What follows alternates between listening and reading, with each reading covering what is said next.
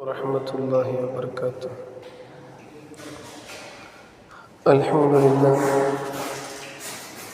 الحمد لله رب العالمين، والعاقبة للمتقين، والصلاة والسلام على سيدنا وسندنا وشفينا وحبيبنا مولانا محمد رسول الله شفيع المذنبين، وعلى آله وصحبه أجمعين. قال الله تبارك وتعالى في القرآن الكريم: أعوذ بالله من الشيطان الرجيم، بسم الله الرحمن الرحيم. إن الله يحب التوابين ويحب المتطهرين. صدق الله العلي العظيم. وقال النبي صلى الله عليه وسلم: تنظفوا بكل ما استطعتم فإن الله تعالى بنى الإسلام على النظافة. صدق نبينا سيد البشر. رب اشرح لي صدري ويسر لي أمري واحلل عقدة من لساني يفقه قولي. سبحانك لا علم لنا إلا ما علمتنا إنك أنت العليم الحكيم. رضينا بالله ربا وبالإسلام دينا وبسيدنا محمد صلى الله عليه وسلم نبيا ورسولا، وبالإمام الأعظم أبي حنيفة الكوفي رحمة الله عليه إماما، وبالغوث الأعظم محي الدين الشيخ عبد القادر جيلاني قدس الله سره العزيز شيخا ومرشدا. اللهم صل على سيدنا محمد نور القلب وقرة العين وقوة الصدر، وعلى آله وصحبه وبارك وسلم عليه.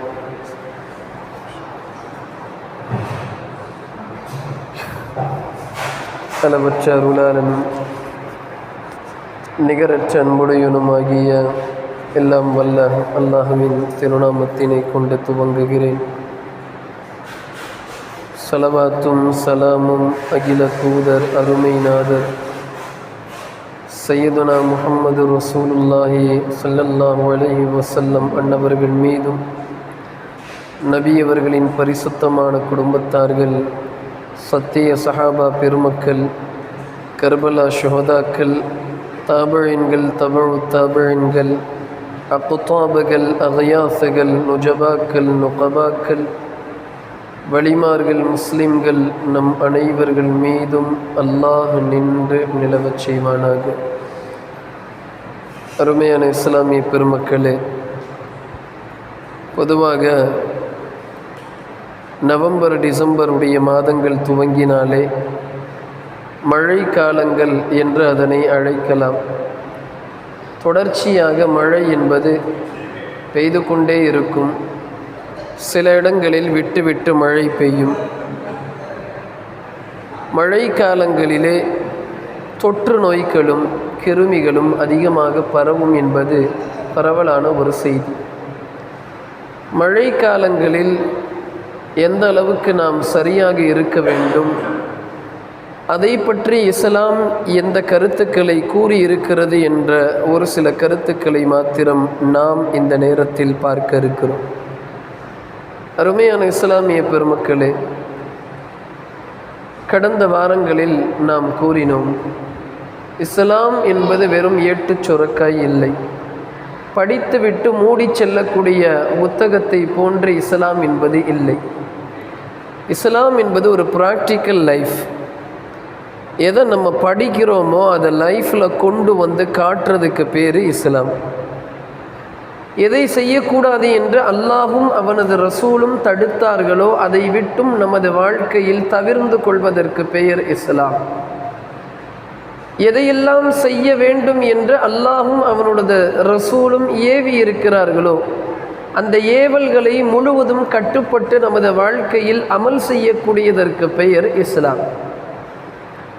நபிகள் நாயகம் ஸல்லல்லாஹு அலைஹி வஸல்லம் 1400 வருடங்களுக்கு முன்னரே எதையெல்லாம் செய்ய வேண்டும் என்ற கேட்லாகையும் எதை செய்யக்கூடாது என்ற கேட்லாகையும் நமது கைகளில் கொடுத்து விட்டார்கள்.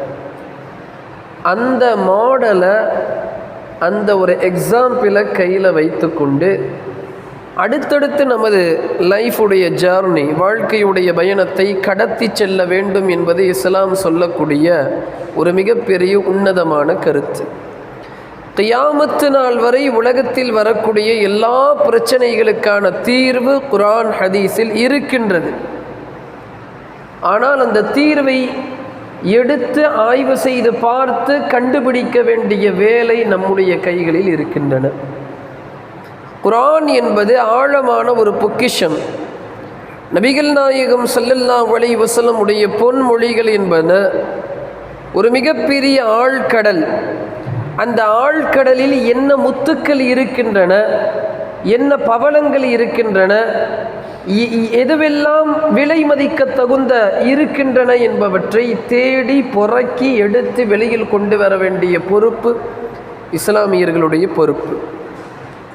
எனவே இஸ்லாத்திலே எதற்குமே தீர்வு இல்லை என்று சொல்ல முடியாத அளவுக்கு கியாமத்து நாள் வரை உலகத்தில் வரக்கூடிய அனைத்து பிரச்சனைகளுக்கான தீர்வை இஸ்லாம் தெள்ள தெளிவாக சொல்லுகிறது. அருமையான இஸ்லாமிய பெருமக்களே, மழை காலங்களில் அதிகமாக நோய் பரவும். இந்த நோய் பரவாமல் இருப்பதற்கு இஸ்லாம் சொல்லக்கூடிய விதிமுறை என்ன என்பவற்றை நாம் பார்க்கணும்.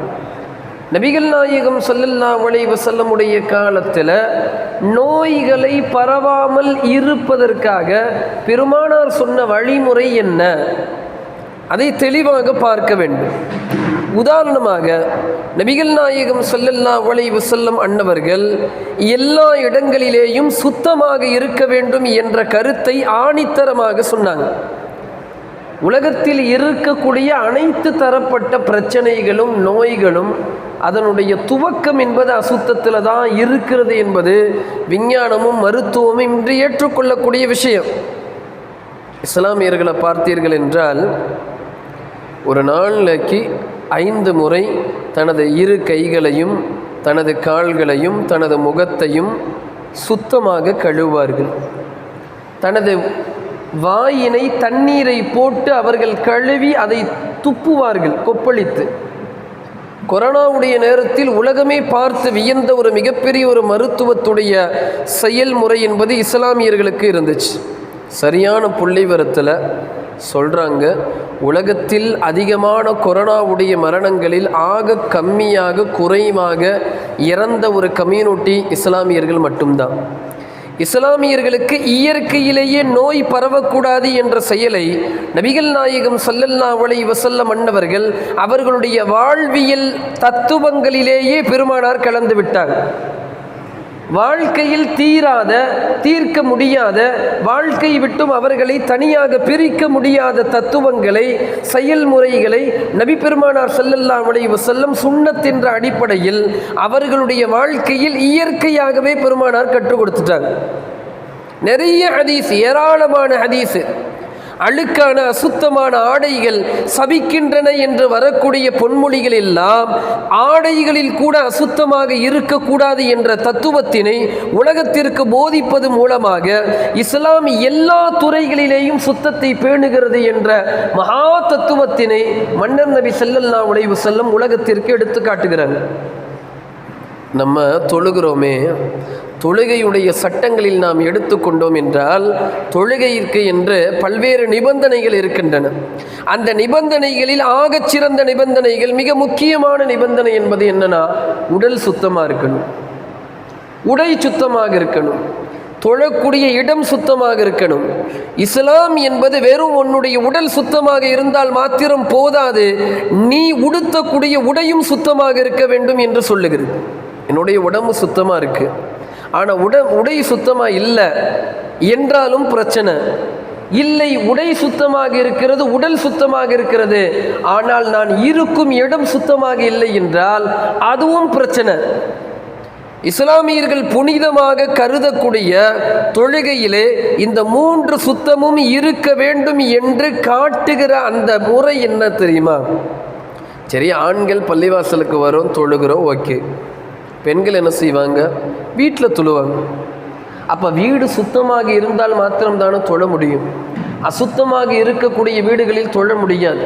நபிகள் நாயகம் ஸல்லல்லாஹு அலைஹி வஸல்லம் வீட்டை சுத்தமாக வைத்து கொள்ள வேண்டும், அதுதான் நோய் பரவாமல் இருப்பதற்கான மிகப்பெரிய காரணம் என்று உலகத்திற்கு இந்த டிசீஸ் எந்த அளவுக்கு இன்க்ரீஸ் ஆகிறது அதை தடுக்க வேண்டிய ஒரு ஃபார்முலாவினை பெருமானார் ஸல்லல்லாஹு அலைஹி வஸல்லம், நீ சுத்தமாக இருந்தால் நோய் கிருமிகளும் பாக்டீரியாக்களும் வைரஸ்களும் உன்னையும் உனது குடும்பத்தையும் பாதுகாக்கும் என்ற மிகப்பெரிய ஒரு சயின்டிஃபிக் லாஜிக்கை உலகத்திற்கு பெருமானார் ஸல்லல்லாஹு அலைஹி வஸல்லம் காட்டுறாங்க.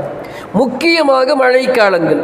இந்த மழைக்காலங்களில் பேணுதலாக பெருமானார் சொன்ன காரியங்களை பின்பற்றி இருக்க வேண்டும் என்பது மிகப்பெரிய ஒரு கருத்தியல், மிகப்பெரிய ஒரு கருத்து. ஸல்லல்லாஹு அலைஹி வஸல்லம் அன்னவர்கள் அறிவிக்கிறார்கள். பெருமானார் ஸல்லல்லாஹு அலைஹி வஸல்லம் கூறிய ஹதீஸை அபூ ஹுரைரா ரலியல்லாஹு அன்ஹு அறிவிக்கிறாங்க. கன்சுல் உம்மான் கிதாபில் இருக்கு. தனஸ்ஸஃபு பிகுல்லி மா இஸ்ததஅதும். இதற்கு மேலே ஒரு வார்த்தையை சொல்ல முடியாது. ஏன்னா ஹதீஸில் நீங்கள் சுத்தமாக இருங்க என்று சொல்லி பெருமானார் முடித்து கொள்ளவில்லை. ஸல்லல்லாஹு அலைஹி வஸல்லம் சொன்னாங்க, தனஸ்ஸஃபு பிகுல்லி மா இஸ்ததஅதும். உங்களால் எவ்வளோ முடியுமோ அந்த அளவுக்கு சுத்தமாக இருங்க. எவ்வளோ முடியுதோ.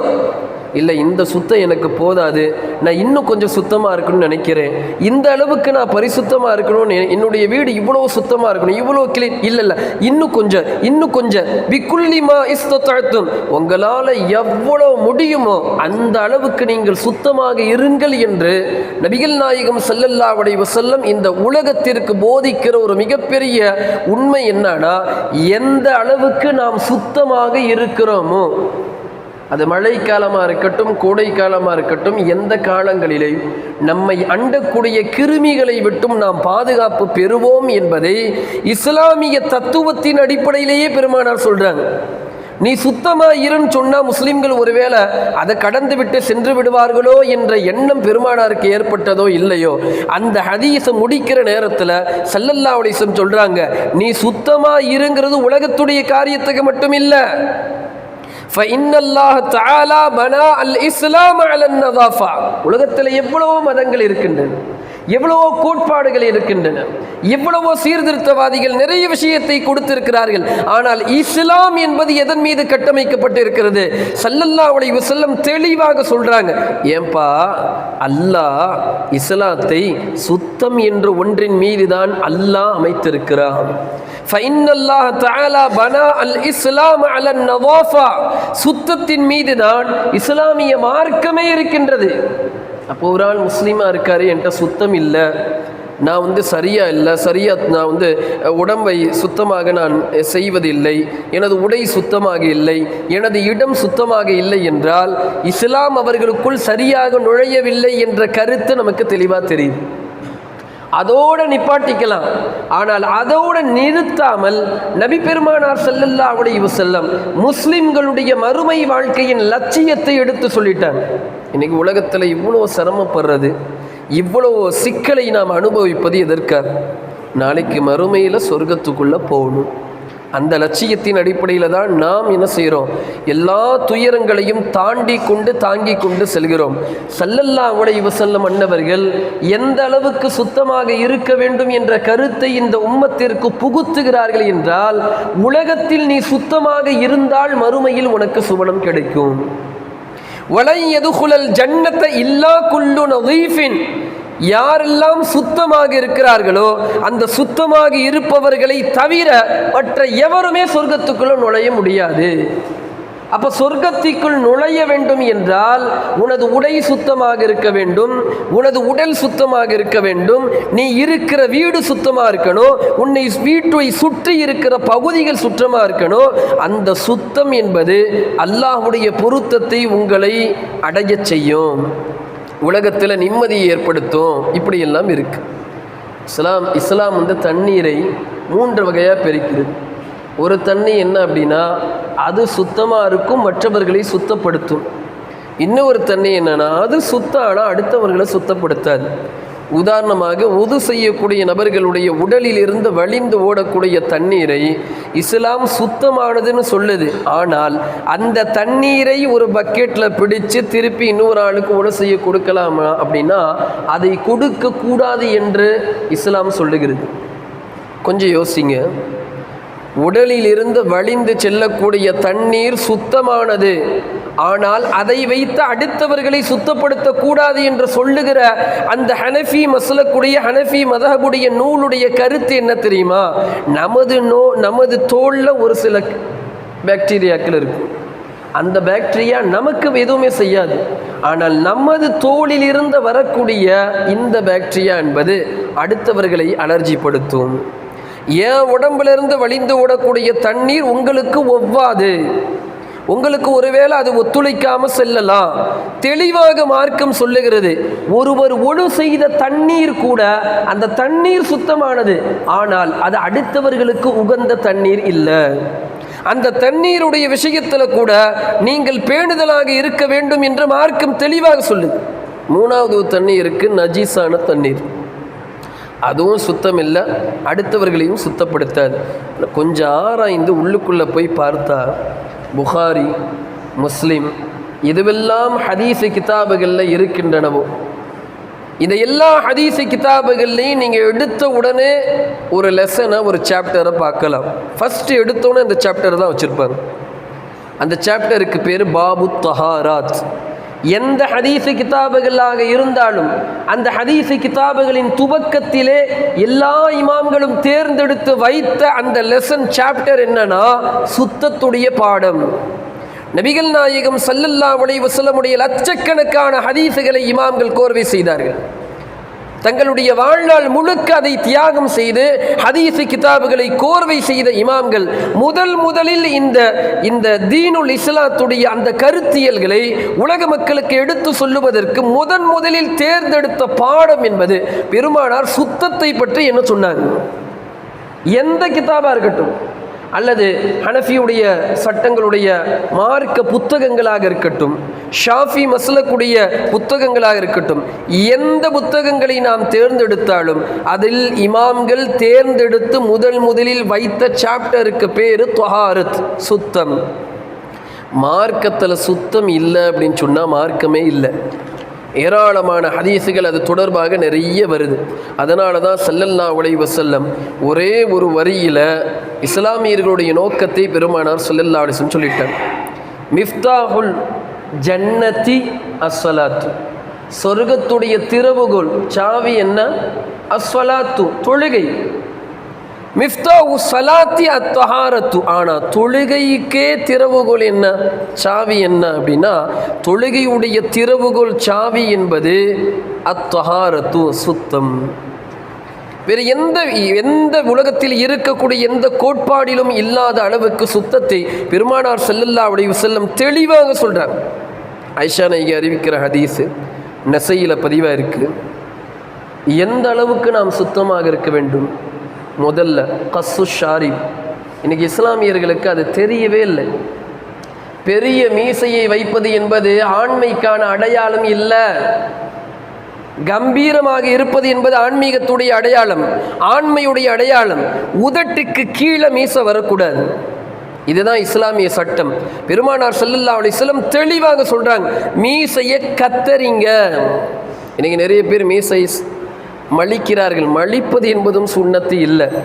ஹதீஸில் தெளிவாக கஸ்ஸு ஷாரிப்னு வந்திருக்கு, குறையுங்கள்னு வந்திருக்கு.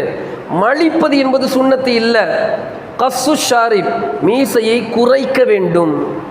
இந்த உதட்டுக்கு கீழே மீசை வந்துச்சு அப்படின்னா சுன்னத்துக்கு மாற்றமாடுது. இந்த ஒரு சாப்டரில் மட்டும் ஒரு நாள் பேசலாம். ஏன் பெருமானார் ஸல்லல்லாஹு அலைஹி வஸல்லம் மீசையினை குறைக்க சொன்னார்கள்? இன்று விஞ்ஞான உலகம் தடுமாறி நிற்கிற ஒரு மிகப்பெரிய ஒரு உண்மையினை பெருமானார் ஸல்லல்லாஹு அலைஹி வஸல்லம் சுருக்கமான கருத்தில் சொல்லிட்டாங்க.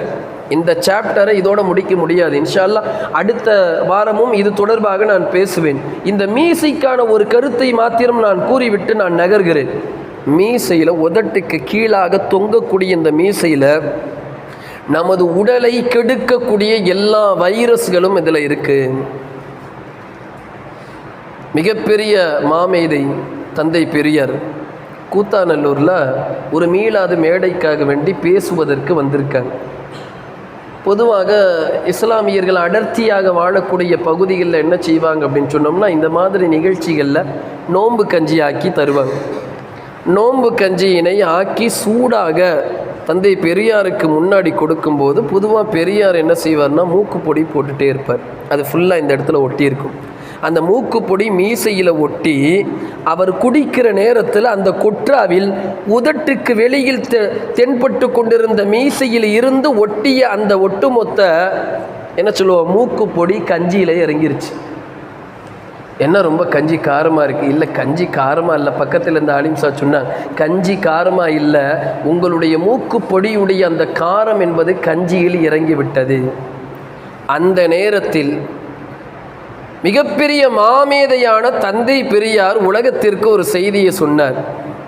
என்ன ஆலிம்சா, உங்கள் தலைவர், அதாவது நம்முடைய தலைவர், உலகத்திற்கு எல்லா தத்துவத்தையும் சொன்னார்களே, இந்த மீசைக்கு ஏதாவது சொல்லியிருப்பாங்களே, சொல்லுங்கன்னு சொல்லும் போது ஆலிம்சா பக்கத்தில் இருந்து சொன்னாங்க, எங்கள் நபி சொன்னாங்க, உதட்டுக்கு கீழாக மீசை வரக்கூடாது.